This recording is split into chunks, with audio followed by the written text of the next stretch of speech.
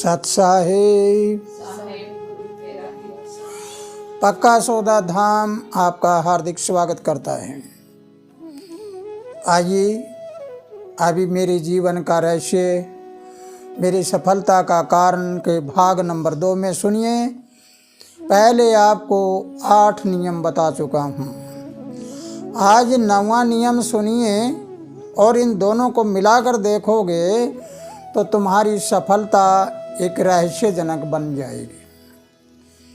तो 9वां नियम मैंने अपनाया कि नकारात्मक विचारधारा वाले लोगों से बहुत कम साथ रहा हूँ।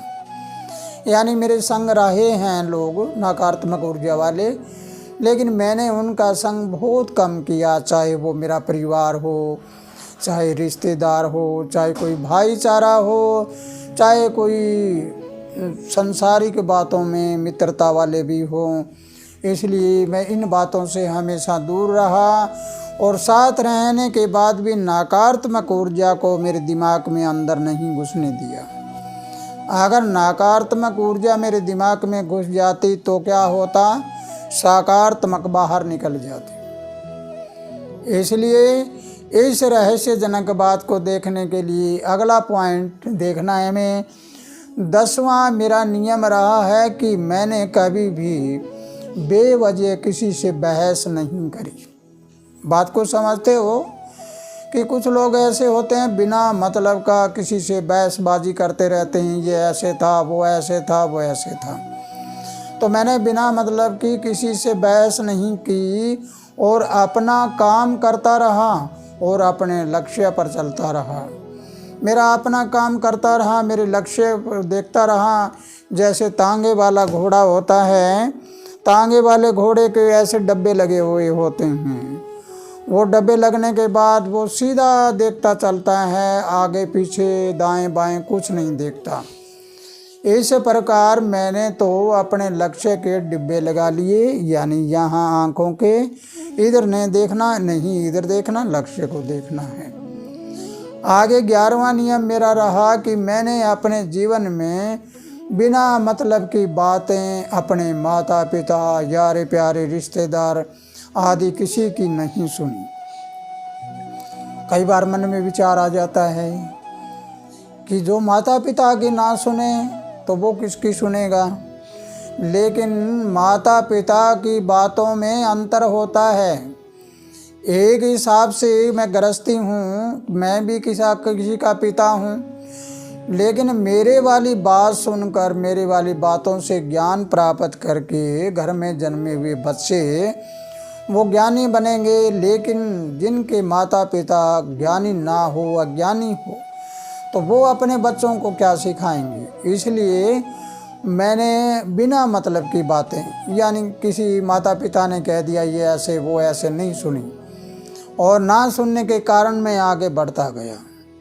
इससे अगले चरण में 12वां नियम मेरा ये रहा है, मुझे कोई कुछ भी कहता रहा लेकिन मैंने अपने लक्ष्य से ध्यान कभी नहीं हटाया और इस विषय को लेकर नज़दीकी यारे प्यारे रिश्तेदार भी नाराज़ हो गए। यानी मैंने अपने लक्ष्य से ध्यान नहीं हटाया तो सब लोग मेरे से नाराज़ हो गए। नाराज़गी में क्या कहने लगे कि ये तो किसी की सुनता ही नहीं है, इसने हमारी कभी सुनी भी नहीं। तो मैंने सहन किया कि चलो जो कहते हैं वो सब ठीक है, मैं सुनता तो नहीं, लेकिन मैं किसी की गलत बात नहीं सुनता, अच्छी बात सुनता हूँ। एक छोटा सा बच्चा हो, अगर उसकी अच्छी बातें हैं तो सुनता हूँ। एक बिल्कुल गरीब आदमी है, उसकी अच्छी बातें हैं, मैं सुनता हूँ। एक भिखारी है, उसकी अच्छी बात सुनता हूँ। एक अपने आप में बहुत बड़ा इंसान बताता है, उसकी बातें अच्छी नहीं है तो नहीं सुनता। तो ये था मेरा सुनने और न सुनने का, कि जब मैंने ऐसा नहीं सुना। तो अगला नियम मेरा है, 13वां नियम था कि मेरे मन में जब भी कोई अच्छे विचार आए, आपको भी सोचना है ये, मेरे दिमाग में जब भी कोई अच्छे विचार आए तो तुरंत मैंने उसको अपनी डायरी में लिख लिए और लिख के उनको शब्दों में ढाल लिया या ग्रंथ में ढाल लिया, कहीं पे ढाल लिया क्योंकि विचार हमारे बहते नदी की पानी की तरह होते हैं। एक विचार आ गया, वो विचार चला जाता है, वो वापस नहीं आता, काफ़ी टाइम लगता है। तो इसलिए उस डायरी के कारण जो विचार आए मैंने लिखत में लिख लिया, तो वो एक इतिहास के रूप में छप गई।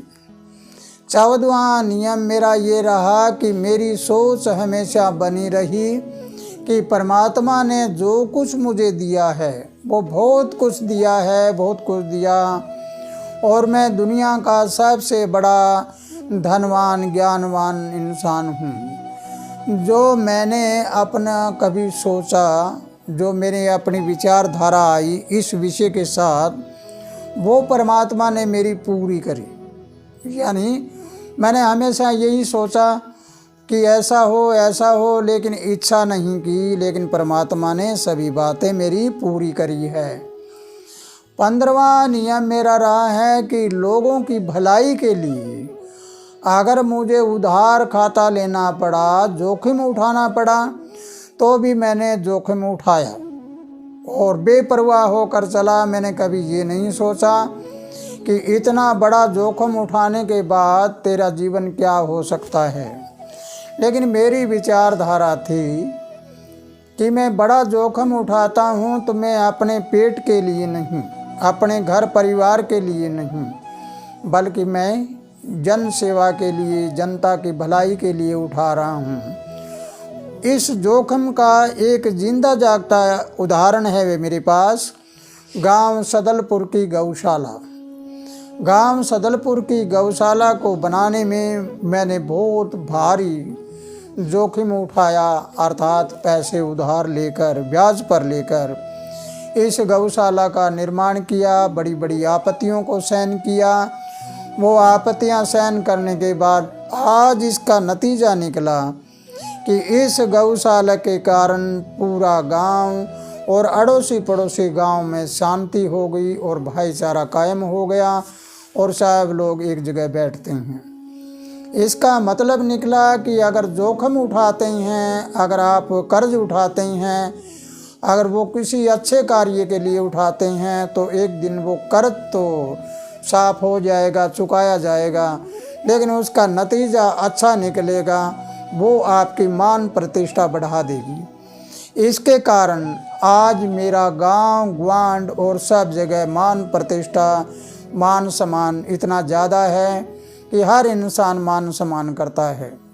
तो आप तौलिए तराजू में जोखिम को, यानी बिना मतलब का, यानी दूसरों के लिए जोखिम उठाना, और इधर मान सम्मान, मैं चला जाऊंगा लेकिन लोगों के दिलों से मेरा नाम नहीं जाएगा। इसलिए जोखिम उठाने से कुछ नहीं बना, लेकिन जोखिम के साथ जो मैंने कमाया उसका सब कुछ बना है।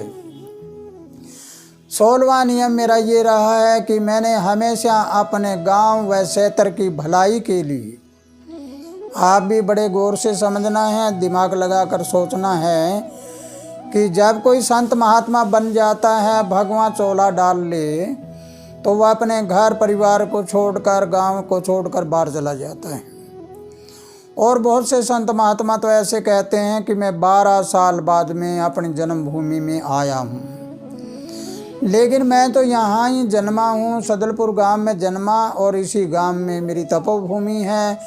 और जैसे गृहस्थ में आम लोग रहते हैं, ऐसे मैं गृहस्थ में रहता हूँ। तो आप सोचिए और विचार करिए कि मेरी सोच क्या रही होगी। मेरी सोच हमेशा रही कि मैं अपने गांव, अपने घर परिवार, अपने क्षेत्र की भलाई के लिए हमेशा सकारात्मक विचारधारा में रहा हूँ, जिसके कारण आज मान सम्मान और इज्जत सब कुछ मिला मुझे। इसलिए आपको समझना है कि आज से पहले जितने प्रथम गुरु आए हैं वो चले गए, उनके जाने के बाद उनका कोई स्थान बना, उनके ग्रंथ लिखे गए, वो सब उनके बाद हुआ। प्रभु ने, परमात्मा ने, इस कुदरत ने मुझे जिस गांव में जन्मा हूँ उसी गांव में प्रथम गुरु के रूप में और प्रथम गुरु गद्दी का निर्माण, प्रथम गुरुद्वारे का निर्माण मेरे अपने हाथों से किया गया है। आप ये देखते हैं तो मेरे जोखिम उठाने का और मेरी सकारात्मक विचारधारा का, मेरे लक्ष्य पर चलने का मुझे क्या मिला, इसके बारे में आपको समझना है कि अगर आप मैंने किया वो तुम करोगे तो तुम मेरे जैसे हो जाओगे। लेकिन एक बात के दो अर्थ होते हैं, ये मत सोचना कभी मैं भगवा पहनने के लिए कह रहा हूँ। भगवा पहनने से कोई संत नहीं बनता। भगवा पहनकर अगर नशाभिषेक करते हैं तो संत का रूप नहीं। भगवा पहनकर लड़ाई झगड़ा करते हैं और करवाते हैं तो संत का रूप नहीं। भगवा पहनकर शीलता, संतोष, नम्रता और शांति में रहें और सब भाईचारे में रहे। ये संतों का नियम होता है कि टूटे हुए को जोड़ें, गिरते हुए को ऊपर उठाएं और रोते हुए के आंसू पोंछें। ऐसी विचारधारा में ये भगवा होता है। तो भगवा भी धारण किया, अपने घर में भी रहा, अपने गांव में भी रहा और तुम घर बैठे फकीर बन सकते हो। तुम्हें कहीं घर छोड़कर जाने की ज़रूरत नहीं।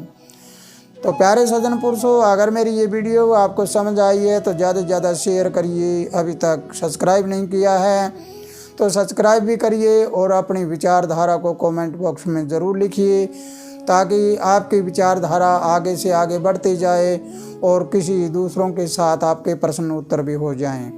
एक छोटी सी एक बात और कहूँगा कि दुनिया में एक ऐसी विचारधारा फैली हुई है कि गुरु के बिना ज्ञान नहीं होता। मेरा संसार में कोई देहधारी गुरु नहीं, प्रकृति मेरा गुरु है। लेकिन ये शब्द था, सतगुरु के बिना ज्ञान नहीं होता। यानी धुर की वाणी, उस गॉड लाइट, खुदा का नूर, परम शक्ति या विश्व शक्ति के बिना ज्ञान नहीं होता। लेकिन संसारी देहधारी गुरु के बिना ज्ञान हो सकता है। तो इसलिए इस वीडियो को ज़्यादा से ज़्यादा आगे करिए ताकि लोगों का अंधविश्वास दूर हो जाए। इसी के साथ खुशहाल रहो, आनंद करते रहो। सत साहिब।